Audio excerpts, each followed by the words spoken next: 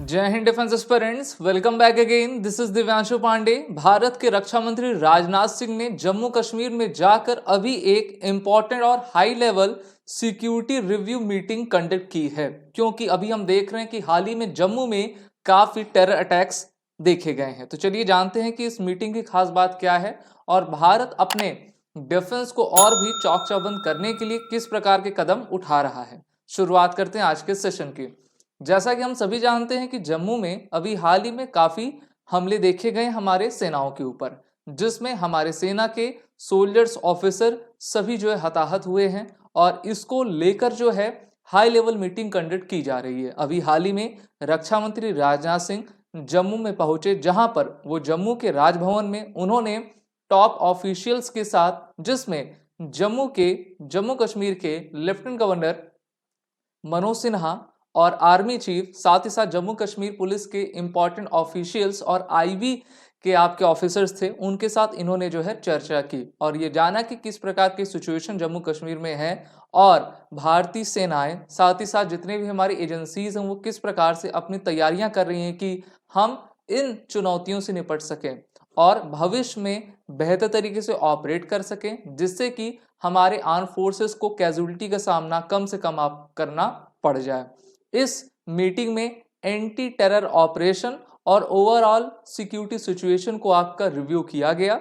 इसमें क्या चैलेंजेस आ रहे हैं, किस प्रकार के फंड चाहिए, किस प्रकार के हमको कानूनों में बदलाव चाहिए, तो इस पर जो है मीटिंग कंडक्ट की गई। और इससे एक दिन पहले ही राजौरी पुंछ में जाकर इन्होंने हमारे इंडियन आर्मी के ऑफिशियल्स के साथ जो है उन्होंने कमांडर ब्रीफिंग ली और जाना कि किस प्रकार से करंट सिनेरियो, सिक्योरिटी सिनेरियो आपका चलता आ रहा है और उन्होंने हमारे जवान के साथ भी बात की। तो ये सब काफ़ी अच्छी बात रहती है, जिससे कि हमारे ऑफिसर्स का, जवानों का मोराल हाई रहता है और वो ये जानते समझते हैं कि हाँ, उच्च स्तर पर हमको देखा जा रहा है और जो हमारी मांग है उसकी सुनवाई भी की जा रही है। लेकिन हम जानते हैं कि जम्मू कश्मीर का एक ऐसा इलाका है जो कि फॉरेस्ट से काफ़ी डेंसली कवर रहता है और पाकिस्तान के द्वारा वहाँ पर टेररिस्ट इन्फिल्ट्रेट करवाए जाते हैं, जिसकी इन्वेस्टिगेशन भी चल रही है। अभी हाल ही में आपने देखा होगा, एक न्यूज़ आई थी जहां पर इंडियन आर्मी की ही कस्टडी में 3 सिविलियंस की आपकी डेथ हो गई। तो इस पर रक्षा मंत्री राजनाथ सिंह ने दुख जताया और जो भी उनके जो मरे गए आपके सिविलियंस हैं, उनके परिवार वालों के साथ उन्होंने मिला, उनको सांत्वना दी और हमारे आर्म फोर्सेस से भी कहा कि कस्टोडियल डेथ नहीं होनी चाहिए और हमको इस चीज़ की पूरी तरीके से अकाउंटेबिलिटी रखनी चाहिए, लेनी चाहिए कि इस प्रकार की चीज़ें ना हो। क्योंकि कहा जाता है ना कि 100 दोषी आपके छूट जाएं वो चलेगा, लेकिन किसी भी एक निर्दोष को सजा नहीं होनी चाहिए। तो इस प्रकार की चीज़ें भी कंडक्ट हो रही हैं। अगर हम रिसेंट टेरर अटैक्स देखें तो 2 पुंछ में टेरर अटैक्स ऐसे हुए हैं जिसमें बहुत सारी आपकी सिमिलैरिटीज पाई जा रही हैं और पुंछ और राजौरी सेक्टर में ही हो रहे हैं। और अगर हम मिलिटेंट अटैक्स को देखें तो पास्ट 8 मंथ्स में 2 सिमिलर अटैक यहां पर आपके कंडक्ट करवाए गए हैं।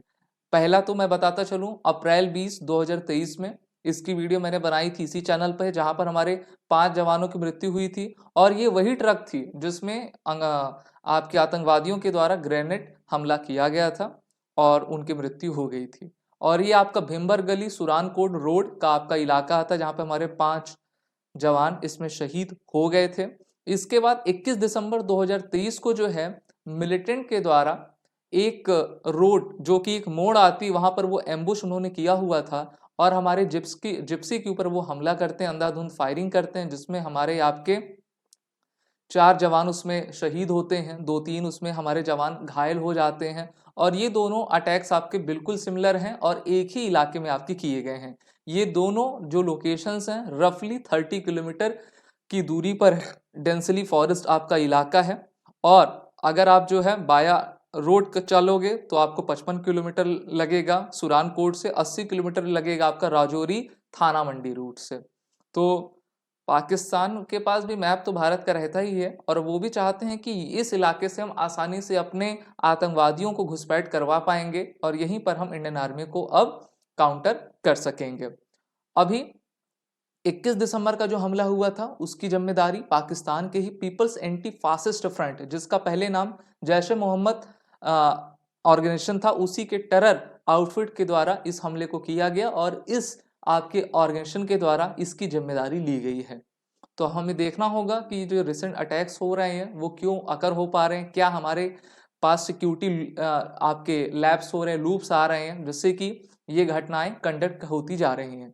एक अच्छी बात बता दूं, अभी मिनिस्ट्री ऑफ होम अफेयर्स ने मुस्लिम लीग जम्मू कश्मीर, जिसको मसरात आलम कहा जाता है, अब इसको अनलॉफुल एसोसिएशन में यूएपीए के तहत जो है इसको आपका अनलॉफुल एसोसिएशन डिक्लेयर कर दिया है और इसको बैन कर दिया है, क्योंकि भारत सरकार का मानना है कि हम जीरो टॉलरेंस टेरर में अपनी जो है नीति को लेकर चल रहे हैं और ऐसे देश विरोधी तत्व जो कि देश को विभाजित करने की अपनी साजिश रखते हैं उनको जो है हर प्रकार से कॉर्नर करेंगे।